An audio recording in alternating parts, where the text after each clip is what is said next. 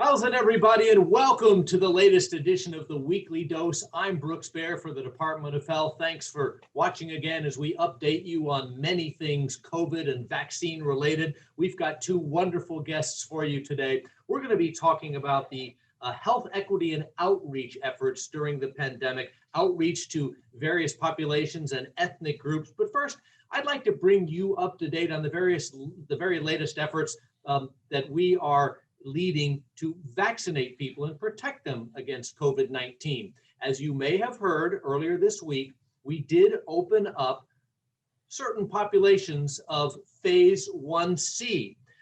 Now, that means that anyone who is 65 and older is eligible to be vaccinated. We're also encouraging anyone who is on dialysis, anyone who is undergoing chemotherapy or another kind of infusion therapy, or anyone who has a severe respiratory condition such that requires oxygen. We're asking that those people please go online, make an appointment, and get yourself vaccinated. There are also some very specific groups among the employment categories that we're inviting to get vaccinated. Now, these are people who are in 1C, phase 1C. If you work in a hotel, a bar, or a restaurant, the vaccination process is now open to you. It's also still open to those in phase 1B who are frontline essential workers who have not yet been vaccinated. But again, phase 1C, we've opened it now to those in working in restaurants, hotels, and bars. It is now your opportunity to go to hawaiicovid19.com, look for that vaccination registration tab, click on it, and you can kind of go vaccination shopping there. Find perhaps a location that is closest to you, most convenient, and we encourage you to register for a vaccine. Other employment categories, your opportunity is coming very soon. That might be people who work in construction, in communications, in the legal profession. You're in phase 1C, your opportunity is right around the corner. Our supply of vaccines still is not enough to meet demand, so we still have to set certain restrictions so we can try to protect people who we see most at risk. But rest assured, everyone is going to have an opportunity to be vaccinated, and your turn is coming soon. So please stay in touch with hawaiicovid19.com. It's really your one-stop shopping website for all things COVID. And if you go to that website and you surf around enough, you're going to find information about the two people I'm about to introduce. They are our very special guests today, and let's bring them on board. We've got Chris Johnson, we affectionately call CJ here at the Department of Health, and CJ heads the COVID outreach and public education effort here for the Department of Education. And also today with us is Chantel Matangi. We're going to call her Telly because that's what all our good friends call her. And she's the lead investigator for the Native Hawaiian Pacific Islander contact tracing team. Thanks so much for joining us, you guys. I really am delighted to have you here. Thanks for having us. Thank you.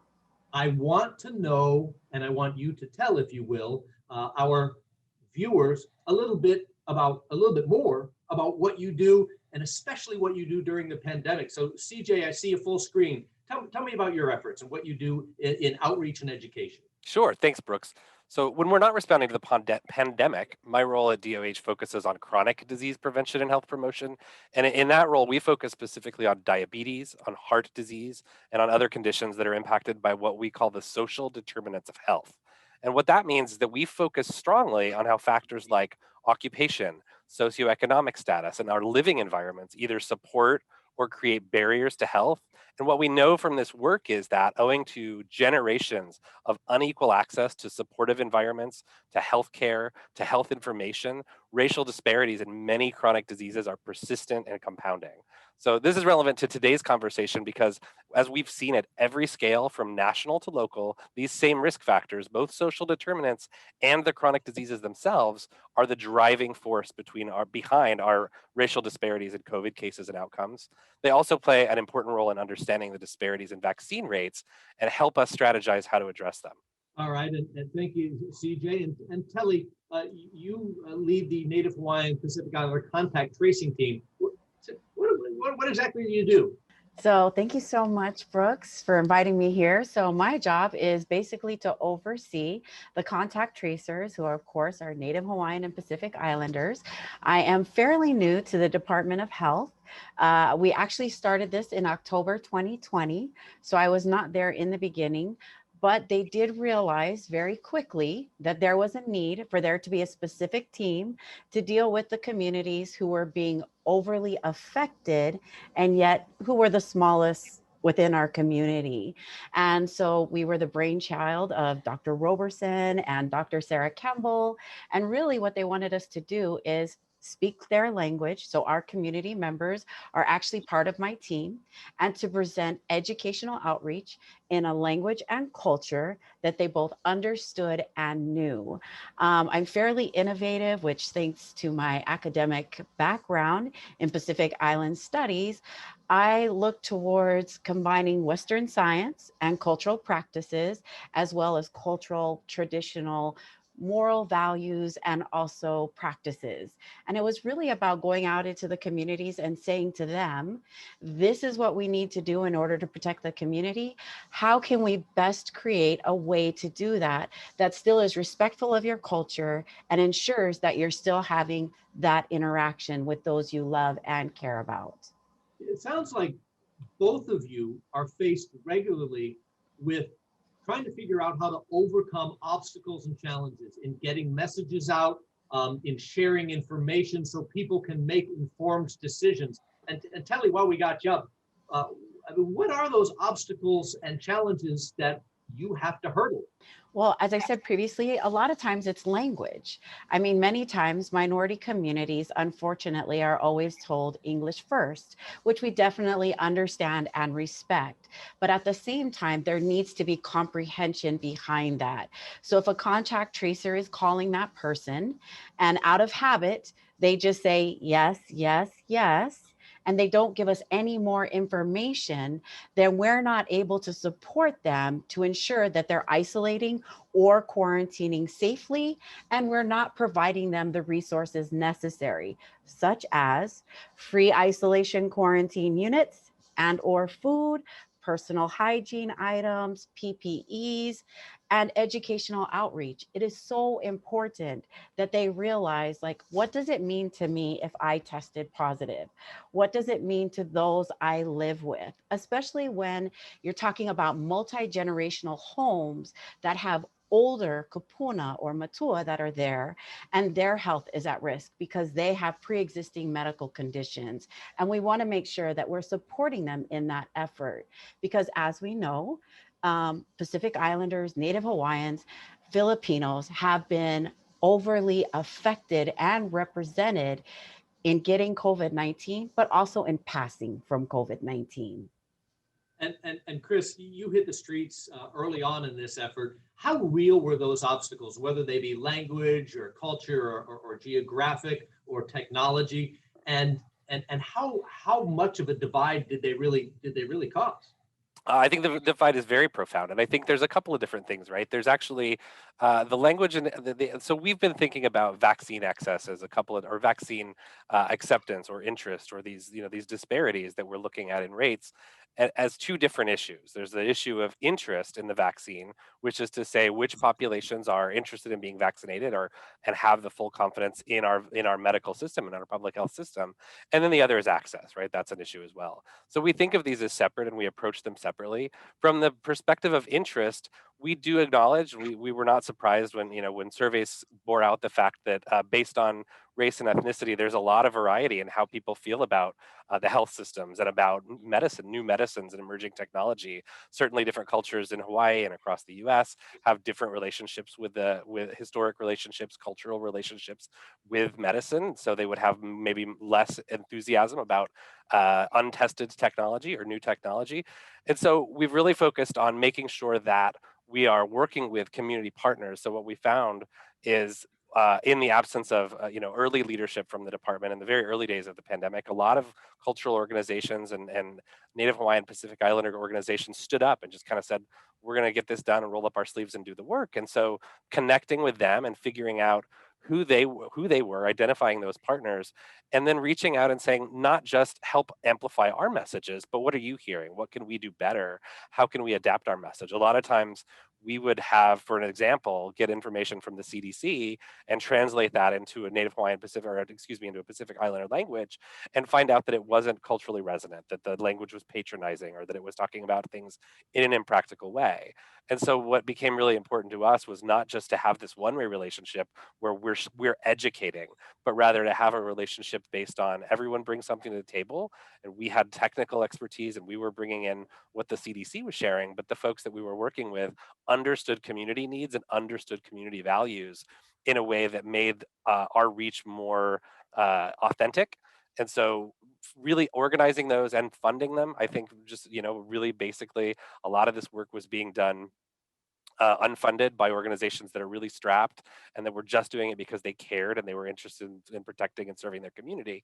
And so to be able to stabilize that funding and say, we recognize that this work has value and we're going to reward it with, support and funding, and organize it just the way we do our other more formal comms channels. That's been a big part of it. And then the other part is access. And that's a much more challenging, and not to say that the information isn't challenging, but access is a more challenging issue.